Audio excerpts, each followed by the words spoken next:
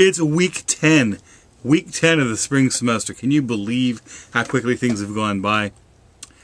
I was going to do something clever, like spring breaky, like having a lay around me in a tropical shirt. Wouldn't do a skirt. That would scare everybody, including me. But it's so cold. I got my sweater on. Thought about maybe doing Halloween. It's cold enough to be Halloween. Colder than it was on Halloween, but that's neither here or there. I have a sense I'm digressing. Anyway, we are finishing up our publications unit for English 4320. Pleased with the work there so far. And more importantly, we're beginning Unit 3, which is fundraising. The way organizations get money. Now, there are a lot of different ways to fundraise, and I strongly recommend you all look at, if you're truly interested in working in the nonprofit world, there are a lot of good books, but there's a book called Fundraising for Dummies, and don't let the 4 dummies fool you. It does a really good job of breaking out the major things. Any organization that's successful is going to have multiple streams of money.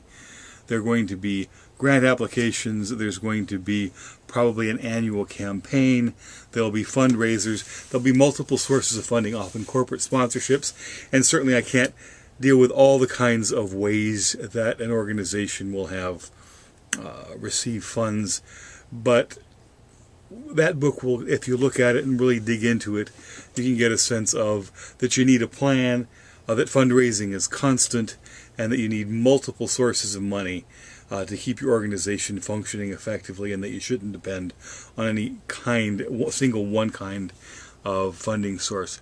But we're going to look at 3 different kinds of writing that have to do with fundraising. The first is going to be your basic donation letter for your annual campaign or some other maybe specific program. These are pretty common. They get written, they get mailed out, and we hope that a certain portion of the people who receive these will think, okay, I'm going to fill out a check and send it back.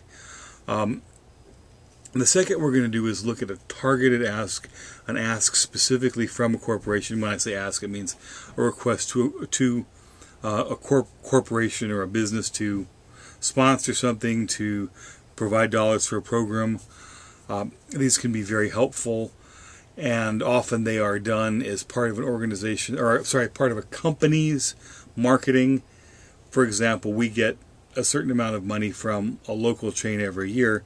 It comes from their advertising dollars to support us in some of our summer programming, and we're glad to do it. We put the name of that company on our publications, and it's a mutually beneficial relationship. It's maybe call it enlightened self-interest. And the third, we're going to touch just very, very briefly on grant writing. Now, if you've had me before, you know that my professional bread and butter is grant writing. I look at grant writing in all its forms. I've written all kinds of stuff about grant writing.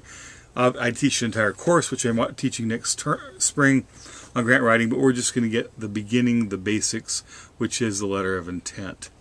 So we're going to be talking about some things that we haven't talked about before. We're talking about writing, because no matter what you do, writing is a huge part of fundraising.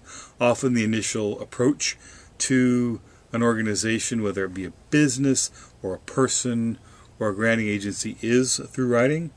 The actual request is through writing. Often there are follow-ups through writing, and then of course there's a continual stream of thank yous that come if you were fortunate enough to be funded successfully.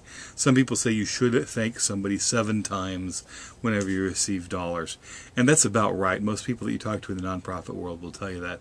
I also have 2 really good videos from people you really haven't seen a whole lot of.